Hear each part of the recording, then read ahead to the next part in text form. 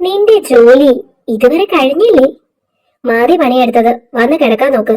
എനിക്ക് നാളെ രാവിലെ കുറച്ച് നേരത്തെ പോകാനുണ്ട്. നേരം 11 കഴിഞ്ഞിട്ടും ഭാര്യ ബെഡ്റൂമിലേക്ക് കാണാതായപ്പോൾ തിരക്കി വന്നതാണ് പ്രദീപ്. ഇത്തിരി പണി കൂടി ബാക്കിയുണ്ട്. ദീപ്തി പേടിയോട് പറഞ്ഞു. നിന്നോടല്ലേ ബാക്കി നാളെ ചെയ്യാമെന്ന് പറഞ്ഞത്? 5 മിനിറ്റ് ഞാൻ നോക്കും. അതിനു മുൻപ് വന്നില്ലെങ്കിൽ അറിയാലോ നിനക്കെന്നെ. പ്രദീപ് ദേഷ്യത്തോടെ അവളെ നോക്കി. ഇപ്പൊ വരാം ഞാൻ. ദീപ്തി വാക്കുകൾ കിട്ടാതെ തപ്പി തടഞ്ഞു. പിന്നെ വരുമ്പോൾ ഈ മുഷിഞ്ഞ മാക്സി മാറ്റി മേലെ കഴിക്കുന്ന വൃത്തിയായിട്ട് വേണം വരാൻ. എപ്പ നോക്കിയാലും വൃത്തിയില്ലാതെ നടന്നോളൂ. നിനക്കെന്താ ഇടം വേറെ നല്ല തുണി നഞ്ഞിട്ടാണോ? അലമാര നിറയെ പൂട്ടി വെച്ചിട്ടുണ്ടല്ലോ. എന്നാലും മനുഷ്യന് കണ്ട അറപ്പ് തോന്നുന്ന പോലെ വൃത്തിയില്ലാത്ത തുണിയും ഇട്ട് നടന്നോളും. പെറുപെറുത്തുകൊണ്ട് പ്രദീപ് മുറിയിലേക്ക് പോയി. ചെയ്തുകൊണ്ടിരുന്ന പണി പകുതി കിട്ടിട്ട് കയ്യിലെ വെള്ളം മാക്സിയിൽ തുടച്ചുകൊണ്ട് അവളും അവന് പിന്നാലെ മുറിയിലേക്ക് വന്നു. എന്നിട്ട് അലമാരയിൽ നിന്നും ധൃതിയിൽ മറ്റൊരു മാക്സി എടുത്തുകൊണ്ട് അവൾ ബാത്റൂമിലേക്ക് പോകാൻ തുടങ്ങി. ഓ, ഇന്നിനി ഇത്ര നേരമായ സ്ഥിതിക്ക് വേറെ മാക്സിയും കുത്തിക്കയറ്റി വരണമെന്നില്ല. ഒന്ന് മേലെ കഴുകി വൃത്തിയായിട്ട് വന്നാൽ മതി. പ്രദീപ് തന്റെ ടീഷർട്ട് ഊരി മാറ്റി ബെഡിൽ കയറി കിടന്നു. അവന്റെ നിർദ്ദേശം കേട്ട് തല കുലുക്കിക്കൊണ്ടവൾ മാക്സി അവിടെ വെച്ചിട്ട് തോർത്ത് മാത്രം എടുത്ത് ബാത്റൂമിലേക്ക് കയറി. പിന്നെ ധൃതിയിൽ ചന്ദ്രിക സോപ്പ് തേച്ചുകൊണ്ട് ഒന്ന് കുളിച്ചിട്ട് അവൾ തോർത്തുകൊണ്ട് നഗ്നത മറയ്ക്കാൻ ശ്രമിച്ചു പുറത്തേക്ക് വന്നു. പ്രദീപ് പറഞ്ഞതുപോലെ കൃത്യം 5 മിനിറ്റിൽ തന്നെ ദീപ്തി അവൻ അരികിലെത്തി. ഓ, വന്നോ? ആ തോർത്ത് മാറ്റി വന്ന് ഇങ്ങോട്ട് കിടക്കടി. കേട്ടി 10 കൊല്ലം കഴിഞ്ഞിട്ടും അവളുടെ ഒരു നാണം. പ്രദീപിന്റെ ആട്ട് കേട്ട് ദീപ്തിക്ക് വിറയല് തോന്നി. ഒപ്പം നാണക്കേട് കൊണ്ട് അവളുടെ മുഖം താഴ്ന്നു. എങ്കിലും മനസ്സറിഞ്ഞുള്ള പാവയെ പോലെ അവൾ തോർത്തു മാറ്റി. പൂർണ്ണ നഗ്നയായി കട്ടലിൽ വന്നിരുന്നു.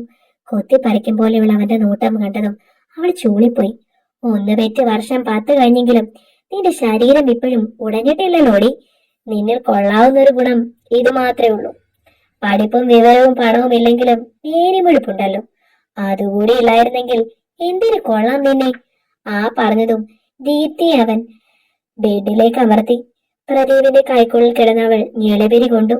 അവന്റെ കരുത്തുള്ള കൈ അവളുടെ മാരടങ്ങളെ കശക്കി ഉടച്ചു. പല്ലുകൾ ആഴ്ത്തി കടിച്ചുകൊണ്ട് അവൻ അതൊക്കെ ആസ്വദിച്ചു. അപ്പോഴെല്ലാം വേദനയല്ലാതെ മറ്റൊന്നും അവൾക്ക് തോന്നിയില്ല.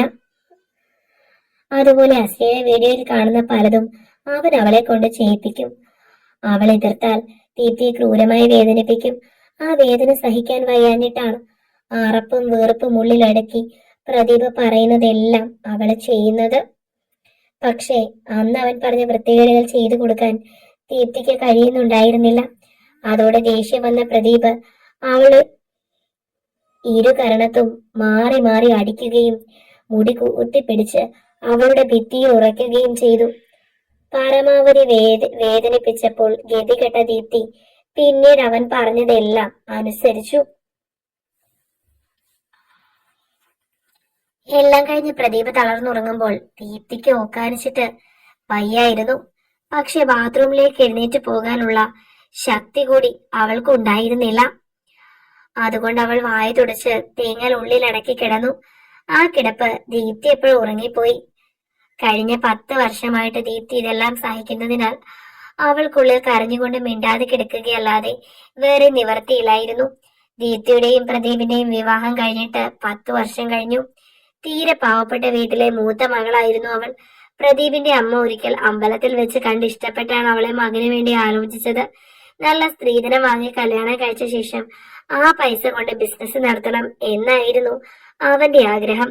പക്ഷെ അമ്മയുടെ പ്രവൃത്തി കാരണം അവന്റെ ആഗ്രഹം നടന്നില്ല. അവരുടെ വിവാഹം നടക്കുമ്പോൾ പ്രദീപ് ഒരു പ്രൈവറ്റ് സ്ഥാപനത്തിൽ സൂപ്പർവൈസർ ആയിരുന്നു. കല്യാണം കഴിഞ്ഞ കൊല്ലം 1 ആയപ്പോൾ അവൾക്കൊരു മോളുണ്ടായി. പിന്നീട് 2 വർഷം കഴിഞ്ഞ് ഗവൺമെന്റ് ജോലിക്കാരനായിരുന്ന പ്രദീപിന്റെ അച്ഛൻ ഹാർട്ട് അറ്റാക്ക് വന്ന് മരിച്ചപ്പോൾ ആ ജോലി പ്രദീപിന് കിട്ടി. ഗവൺമെന്റ് ജോലി കിട്ടിയതോടെ പഠിപ്പും പണവുമില്ലാത്ത ഭാര്യ അവന് ഭയങ്കര നാണക്കേടായി തോന്നി. അതുവരെ അവന്റെ രതിവൈകൃതങ്ങൾ സഹിച്ചാൽ മാത്രം മതിയായിരുന്നു ദീപ്തിക്ക്. പിന്നീട് കുത്തുവാക്കുകളും കുറ്റപ്പെടുത്തലുകളും കൂടി കേൾക്കേണ്ടി വന്നു. ഇതിനിടയിൽ അവൾക്ക് ഏക ആശ്വാസം പ്രദീപിന്റെ അമ്മയാണ്. സ്വന്തം മകൻ മരുമകളോട് കാണിക്കുന്ന ക്രൂരത അവർക്കറിയാം. പലതവണ അതിന്റെ പേരിൽ വീട്ടിൽ വലിയ വഴക്ക് തന്നെ നടന്നിട്ടുണ്ട്. പക്ഷെ അവരുടെ വാക്കുകൾക്കൊന്നും അവൻ വില കൊടുക്കാറില്ല. പ്രദീപിന് അവന്റെ അച്ഛൻ മരിക്കുന്നത് വരെ മാത്രമേ അച്ഛനെയും അമ്മയും പേടിയും ബഹുമാനവും ഉണ്ടായിരുന്നുള്ളൂ. പിന്നീട് ജോലി കൂടി കിട്ടിയപ്പോൾ അവനെ ആർക്കും നിയന്ത്രിക്കാൻ കഴിയാതെയായി. അതുകൊണ്ട് ദീപ്തിയുടെ വേദനകൾ നിസ്സഹായതയോടെ നോക്കി നിൽക്കാനേ അവർക്ക് കഴിഞ്ഞുള്ളൂ. പിറ്റേ ദിവസം അതിരാവിലെ 5 മണിക്ക് അലാറം അടിക്കുമ്പോൾ ദീപ്തിക്ക് എഴുന്നേൽക്കാൻ കഴിഞ്ഞില്ല. ദേഹം മുഴുവൻ വേദനയായിരുന്നു.